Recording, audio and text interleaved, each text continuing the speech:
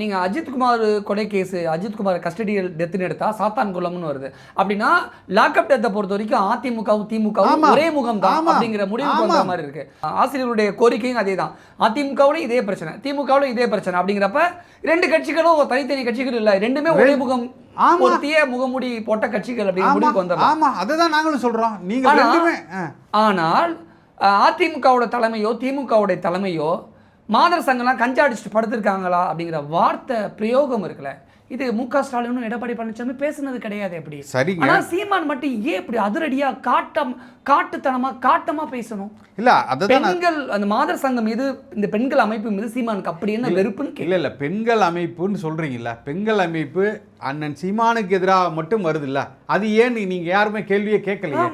ஏன் கேள்வி? ஒரு நடிகை பாதிக்கப்பட்டிருக்காங்க, அது சம்பந்தமா சீமான் அது 2021ல இருந்து இன்று வரை இந்த ஒரு பிரச்சனைக்கு மட்டுமே ஏன் வர்றீங்கன்னு தான் கேக்குறேன் நான். ஒரு பிரச்சனை அதுதான் சொல்ல வரேன். சீமான் போலீஸ் ஸ்டேஷன் ஆஜராகி விளக்கம் கொடுக்கணும்னு வருது.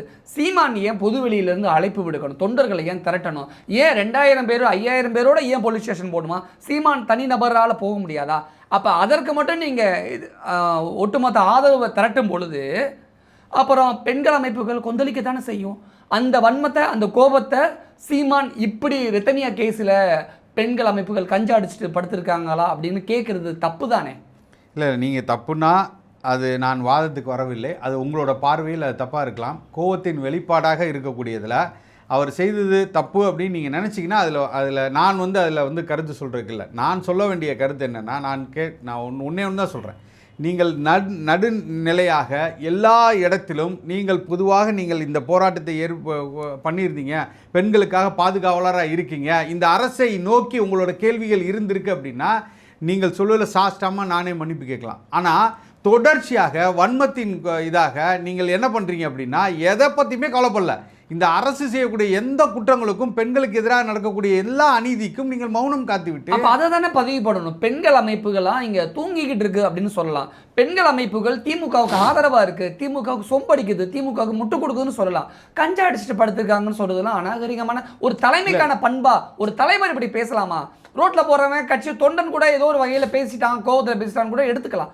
ஒரு கட்சியோட தொண்டன் லாரி மோதி செத்துருவான், கஞ்சா அடிச்சுட்டு படுத்திருக்கா அப்படின்னு சொல்றது தப்புங்கிறேன். இல்லை, நான் தான் சொல்லிட்டேன். நான் அதிலே திருப்பி சொல்லிட்டேன் உங்கள்கிட்ட, அதுக்கான விளக்கத்தையும் நான் சொல்லிட்டேன். அது உங்களோட பார்வையில் தப்பு என்றால் தப்பு, அது கோபத்தின் வெளிப்பாடு. நான் சொல்லிட்டேன். நீங்கள் லாரி அடித்து செத்ததாக இருக்கட்டும், இதே சொன்னதாக இருக்கட்டும், அது ஒரு உணர்ச்சியின் உச்சத்தில் இருந்து கோபத்திலிருந்து போடுவார். அதுக்காக நீங்கள் ஒட்டுமொத்தமாக அவர்கள் பெண்கள் எல்லாத்தையும் சொல்கிறதுக்காக நீங்கள் நினைக்கக்கூடாது.